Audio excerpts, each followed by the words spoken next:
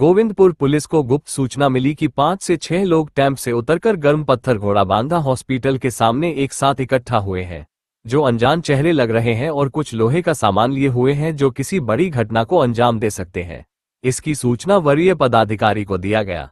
वरीय पुलिस अधीक्षक के निर्देशानुसार पुलिस उपाधीक्षक नगर के नेतृत्व में छापामारी दल का गठन किया गया। छापामारी दल द्वारा त्वरित कार्रवाई करते हुए गर्म पत्थर घोड़ाबांधा हॉस्पिटल के पास एकत्रित हुए कुल 6 व्यक्ति को डकैती की योजना बनाते हुए देशी कट्टा, एक जिंदा गोली एवं लोहे के औजारों के साथ पकड़ा गया, जिन्होंने हाल फिलहाल में फ्लैटों में ताला तोड़कर चोरी करने की कई घटनाओं में अपनी संलिप्तता स्वीकार की है। स्वीकारोक्ति बयान एवं उनके निशानदेही पर चोरी का गहना जेवर खरीदने वाले सोनार को चोरी के आभूषणों के साथ गिरफ्तार किया गया। 15 और 16 अप्रैल के मध्य रात्रि हमें सूचना मिली कि 6 लड़के एक ऑटो से उतर रहे हैं घोड़ाबांधा हॉस्पिटल के आसपास, जो गोविंदपुर थाना क्षेत्र के अंतर्गत आता है। इसमें ये हमें सूचना मिली कि थोड़े अनजाने चेहरे और कुछ लोहा वोहा का सामान लेके घूम रहे हैं।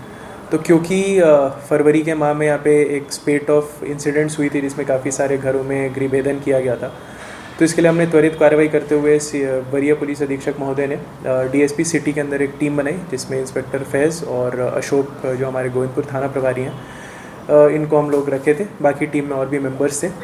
इन्होंने घटनास्थल पे ये गए और इसमें जो 6 लोग थे उनको डिटेन किया गया। उनके पास से हमें लोहे का सामान मिला, जिसमें सबसे ऑफ कोर्स इम्पॉर्टेंट है एक देसी कट्टा मिला, जिसके साथ एक ज़िंदा गोली भी पॉकेट में मिली। उसके अलावा 3 लोहे का पिन बारी मिला, एक रेंच मिला, एक पेचकस मिला, एक टॉर्च मिला। फिर इनसे हमने काफ़ी कड़ाई से पूछताछ की और इनसे जब और हमने बात किया तो इन्होंने स्वीकार किया कि इन्होंने काफ़ी सारे घटनाओं को अंजाम दिया था, जो कि जमशेदपुर में और आदित्यपुर में जो गृहभेदन की घटनाएँ होती उसको इन्होंने अंजाम दिया था। और जहाँ पे जब इनसे पूछा गया कि सामान को जो चोरी किया गया तो उसे कहाँ बेचा गया, तो इनके निशानदेही पे हम लोग एक जो हमारे ज्वेलर हैं वो है अजय कुमार बर्मन, इनकी भी हमने अरेस्टिंग की मानगो से, और जो जितने भी सामान जो चोरी के सामान जो हम रिकवर कर पाए वो उनके मानगो के आवास से किया गया।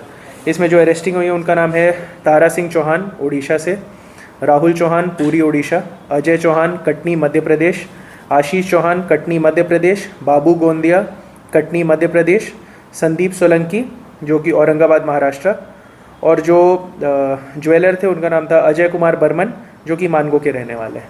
इसमें टोटल हमने जो जब्ती किया, जैसा आपको पता है, एक देशी कट्टा, जिंदा गोली, लोहे के सामान, और उसके अलावा 99 ग्राम्स हमने गोल्ड रिकवर किया है, जिसका मूल्य अप्रॉक्सीमेटली 10 लाख रुपीज़ आता है। इसमें जो घटनाओं का हमने उद्भेदन किया है, आपको याद होगा परसूडी में दयाल सिटी में 4 फ्लैट में चोरी हुई थी, उसमें इन्होंने अपनी संलिप्तता को स्वीकार किया है। अपना आंगन और रॉक गार्डन जो कि गोविंदपुर थाना क्षेत्र में आते हैं, इसमें टोटल 9 फ्लैट्स में चोरी हुई थी। अपना आंगन में 3 में और रॉक गार्डन पे 6 में एक ही रात में हो जाती थी, काफ़ी सनसनी घटनाएं होती थी। उसके अलावा आदित्यपुर में भी घटना हुई थी जो गृहभेदन की, उसका भी हमने डिटेक्शन इसमें किया है। कदमा में 3 फ्लैट्स में चोरी हुई थी और मानगो में 1 फ्लैट में चोरी हुई थी। इन सब का उद्भेदन जमशेदपुर पुलिस ने कर लिया।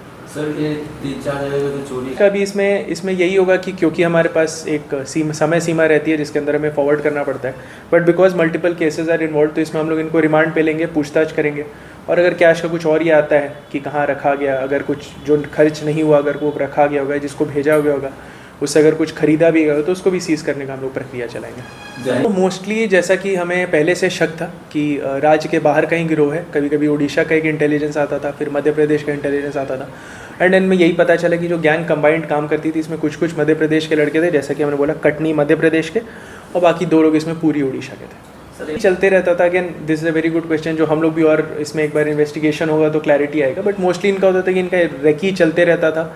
फ्लैट्स में, अपार्टमेंट्स में, बड़े बड़े अपार्टमेंट में घुसते थे और जिसमें बाहर ताला लगा रहता था, क्योंकि इसमें बहुत सारी घटनाएं आपको याद होगा ऐसे हुई थी जिसमें इन्होंने अटेम्प्ट लिया था बट नहीं कर पाए थे, कि सीसीटीवी में दिखा कि अपार्टमेंट में घूम रहे हैं बट कहीं चोरी नहीं हुई क्योंकि उनको कोई बंद घर मिला नहीं।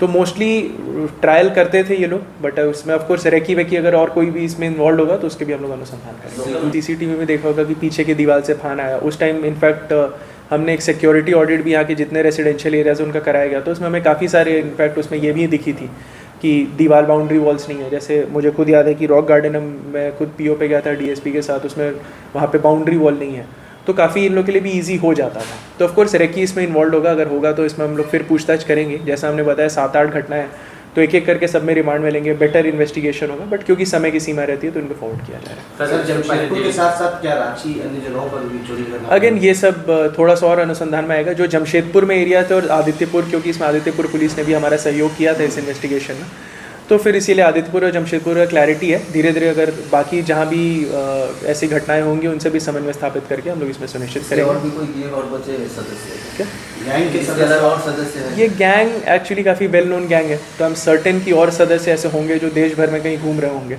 बट अभी हमारे पास जो इंटेलिजेंस था जिसके बेसिस पर हमने एक्शन लिया, उम्मीद यही करते किसी कुछ।